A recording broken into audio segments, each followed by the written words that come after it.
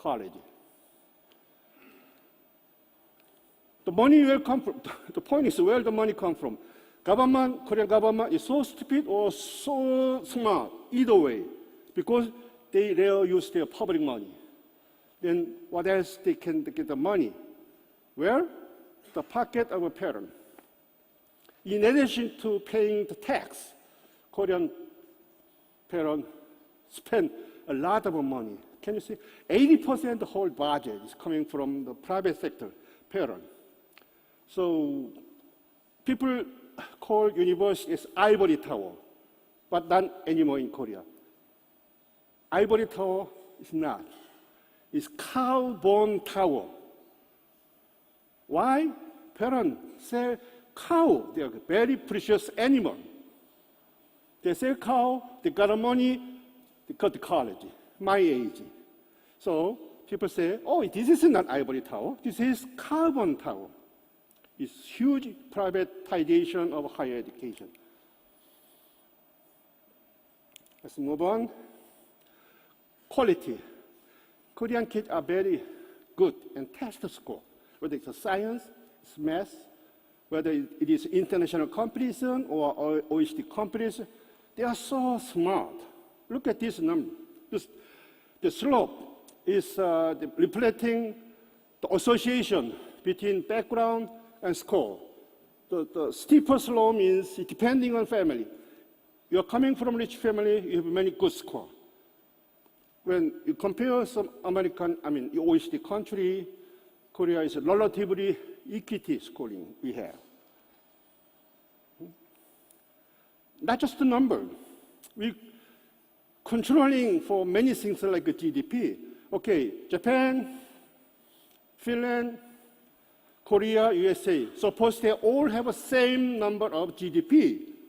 Still, the second graph says, still Korea is top. You put anything, years of schooling, adjusting anything, whatever you put in the adjust factor, the tower level of score stay there. Let's move on. And then let's move on to higher education. Now people are talking about rankings and then world-class university.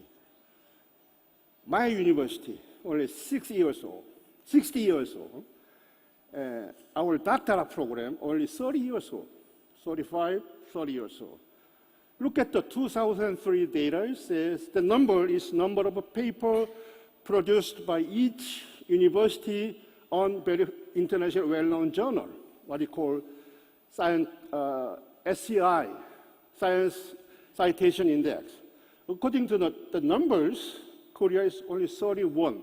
The top, of course, Harvard, Tokyo University, and on and on. Relatively good, only 30 or 4 years.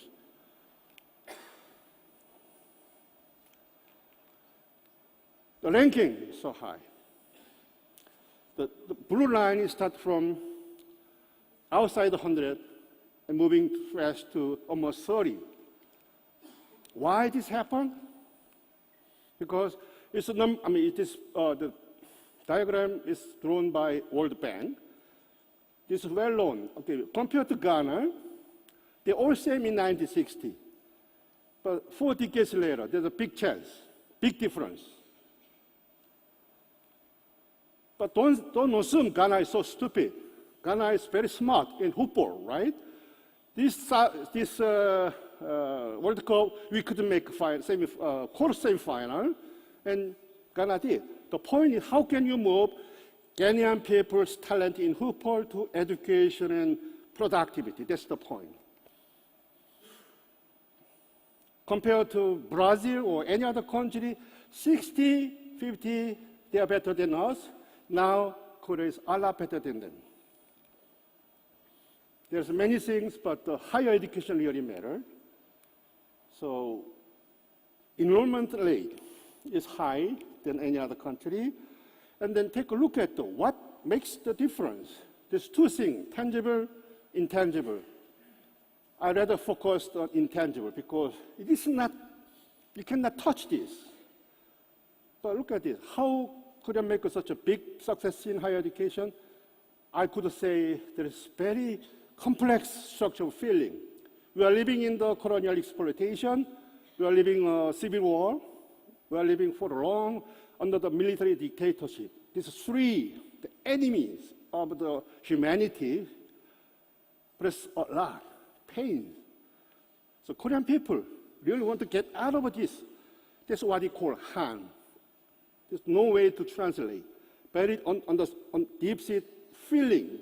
And the other one is making something out of nothing spirit, value, motivation, entrepreneurship from the young people. The last one is we can do it. Let's do it. Now, we are heading for tomorrow's world. As I told you before, Korea is transformed from the beneficiary to the donor country. 2009, we are using $1 billion to help, loan of grant. But our government make it clear that in 2050, we can triple them. $3 billion we share with other countries, poor country or least country. Here comes our organization, Educators Without Borders. You are more than welcome to join this group. We are copying the Médecins Sans Frontières of France. We are sharing their spirit. But one difference between Doctors Without Borders and us is the time of engagement. Doctors always went there after something bad thing happened, earthquake, the war, conflict. But educators should be there before some bad thing happened. So prevention. That's the difference, but the ultimate goal is same. This is my kid, my grandchildren, educational adopted. Have you heard about Madam and Sir, education adaptation or lifelong adaptation? I adopt them from Burkina Faso. 2 girls and 1 boy. I pay $10 per month for each primary school and $20 for secondary school. Last year I met them. My son has a diploma. It's 18 points out of 20. It's good. This is what I call micro scholarship for lifelong learning. We'll expand this. Burkina Faso, Nepal, Indonesia, many countries will expand it. So we'll tell the children, don't drop out of school. Stay there. Get spirit and move on. That's our message. And then I have a dream. This is a dream shared by us and Burkina Faso leaders. Remember Korean, the TEFA coming from the parental money, selling cows and pigs, pork, animals.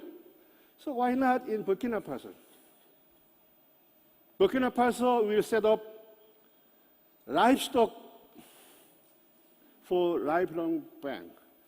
If Professor Yunus give us some management consultation, we could have this bank all over the world. So with this bank, we will support the young generation living in harsh conditions, extremely poor, don't lose their confidence, aim high, move on with a strong motivation, we can do it, and then let's do it spirit. Thank you very much.